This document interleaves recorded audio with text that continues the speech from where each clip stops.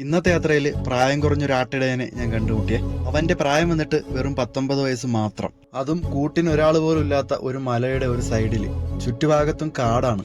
ഒരു അത്യാവശ്യം വന്നാൽ ആരും എത്തിപ്പെടാത്ത ഒരു സ്ഥലം. ഞാൻ കണ്ടതിൽ വെച്ചിട്ട് അത്യാവശ്യ സൗകര്യങ്ങളെല്ലാം ഉള്ള ഒരു ആട്ടിടയൻ. കിടക്കാൻ നല്ല റൂമുണ്ട്, അതുപോലെ തന്നെ കറണ്ട് ഉണ്ട്, അങ്ങനെയുള്ള അത്യാവശ്യ സൗകര്യങ്ങളുണ്ട്. അതുപോലെ തന്നെ അവന്റെ അറബി ആഹാര സാധനങ്ങൾ കൃത്യമായി കൊണ്ടു കൊടുക്കുമെന്നും പറഞ്ഞു. വെറും കൈയോടെ അങ്ങോട്ട് പോയില്ല, ഒരു സഹോദരൻ ഏൽപ്പിച്ച ആഹാര സാധനങ്ങളായിട്ടാണ് ഞാൻ അവനെ കാണാൻ വേണ്ടി പോയത്. അതൊക്കെ കിട്ടിയപ്പോൾ അവന് വലിയ സന്തോഷമായിരുന്നു. 19 വയസ്സിൽ അവൻ ചെയ്യുന്ന ജോലി അങ്ങനത്തെ ഒരു ജോലിയാണ്. നമുക്ക് പലർക്കും 19 വയസ്സായപ്പോൾ ഇരുട്ടിയാൽ വീട്ടിൽ നിന്ന് വെളിയിൽ പോലും ഇറങ്ങത്തില്ല, പേടിയാവും. ആ ഒരു സമയത്താണ് ഞാൻ ഒരു കാട്ടിൽ ഒറ്റയ്ക്ക് നിൽക്കുന്നത്.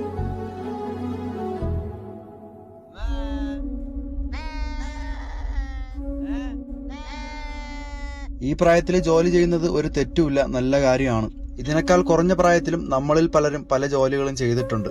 പക്ഷെ ഇതേ പ്രായത്തിലുള്ള നമ്മുടെ നാട്ടിലുള്ള പയ്യന്മാരുടെ അവസ്ഥ കുറച്ച് ഭയാനകരമാണ്. എന്ന് പറയുമ്പോൾ നമ്മൾ പത്രത്തിലൂടെയൊക്കെ ദിവസവും കാണുന്നുണ്ട് കൊലപാതകം, അങ്ങനെയുള്ള കാര്യങ്ങളൊക്കെ. അതും ഈ പ്രായത്തിലുള്ള പയ്യന്മാരാണ്. ഇങ്ങനെയുള്ള പയ്യന്മാർക്ക് കഷ്ടപ്പാട് എന്താണെന്ന് അറിഞ്ഞൂടാ. അവർക്ക് കാര്യം സാധിക്കാൻ വേണ്ടിയിട്ട് കൊല്ലാൻ വരെ മടിക്കത്തില്ല. അതാണിപ്പം നടന്നുകൊണ്ടിരിക്കുന്നത്.